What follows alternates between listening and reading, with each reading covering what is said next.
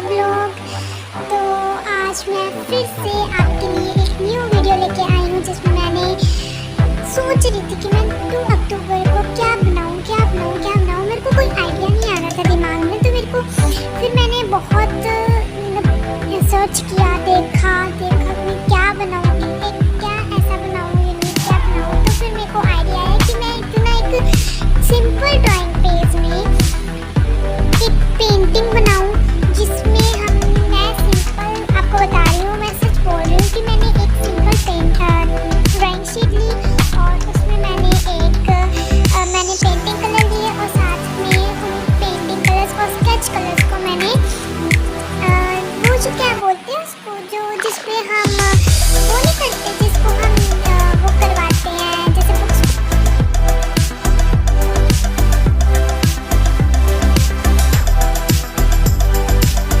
मैंने लिया उसके ऊपर मैंने कलर्स वगैरह लिए और उसको अच्छे से वाटर पानी से उसको ऐसे ब्रश के साथ गीला किया और उसके ऊपर मैंने अपनी ड्राइंग शीट के ऊपर चिपका दिया। तो देखो आप, जैसे कि आप देख सकते हो कितनी अच्छा बैकग्राउंड बना है पीछे का।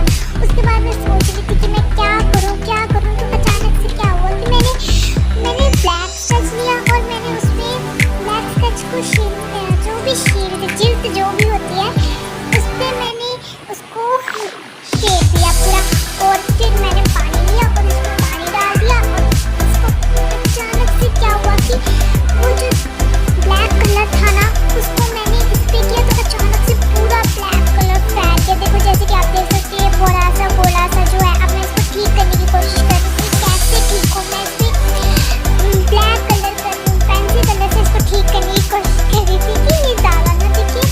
तो उसके बाद मैं इसको जैसे तैसे करके बहुत मेहनत के बाद मैंने इसको ठीक किया, पर फिर भी इतना बड़ा दिख रहा है काले टिक्के की तरह। उसके बाद मैं सोच रही थी कि मैं इसकी डेकोरेशन करूँगी। तो डेकोरेशन के लिए मैंने पेंट ब्रश से वो नहीं होते जो गार्डन में लगे होते हैं लकड़ियों के बनाए होती है बाउंड्रीज, तो मैंने ये बाउंड्री बनाना शुरू कर दी। तो मुझे नहीं आइडिया था कि मैं क्या बनाऊँ, तो फिर मैं बनाती चली गई बाउंड्री। तो फिर उसके बाद अभी देखो, मैंने आपको पता ही है मैंने बीच में एडिट भी किया हुआ है क्योंकि बहुत टाइम लगा इस बाउंड्री को बनाने के लिए। इतनी लंबी बाउंड्री थी ना, ये इतनी पतली ये करनी पड़ रही थी, ब्रश के साथ लाइन्स लगानी पड़ रही थी। तो फाइनली मैंने ये बाउंड्री बना ली है। उसके बाद मैं सोच रही थी कि नेक्स्ट में क्या करूँ।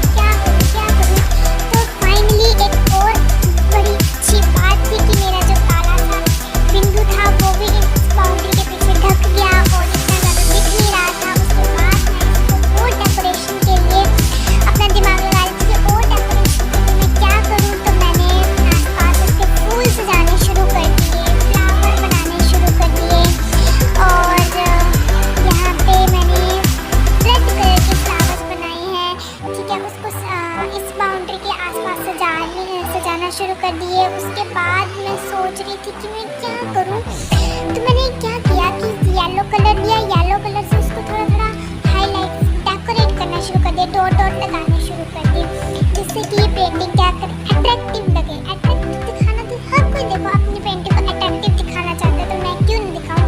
उसके बाद मैंने इसके आसपास 2 खंबे लगाए, हाँ ठीक है, खंबे लगाने के बाद मैंने बहुत मुश्किल से ये खंबे बनाए। पता है इतनी मेहनत से, मतलब कि मेरे को ना सच बोल रही हूँ, मैंने ना पहली बार ये पेंटिंग से सीधे पेंट ब्रश से मैंने पेंटिंग शुरू की और मुझे इतना टाइम लग रहा था ना इस पेंटिंग को बनाने के लिए, मैक्सिमम 4 घंटे मेरे को लगे इस पेंटिंग में। उसके बाद जब मैंने खंबे बना लिए तो मैं उसके बाद चिड़िया बनाने की कोशिश करी थी। तो गाइस पता नहीं मेरे से क्या बन गई चिड़िया की जगह। उसके बाद फाइनली मैं महात्मा गांधी की फ़ोटो बनाने जा रही थी और फाइनली मैंने अपनी फ़ोटो, महात्मा गांधी की फ़ोटो फाइनली मैंने बना ली। बहुत मुश्किल था, ये भी मेरे लिए चैलेंजिंग था क्योंकि डायरेक्टली मैं पेन से बना रही थी, मैंने कोई पेंसिल यूज़ नहीं की इसमें। उसके बाद बनाने के बाद मैं सोचने लगी कि अब मैं क्या करूँ इसमें और क्या कर सकती हूँ। तो उसके बाद मेरे को आइडिया आया कि क्यों ना मैं महात्मा गांधी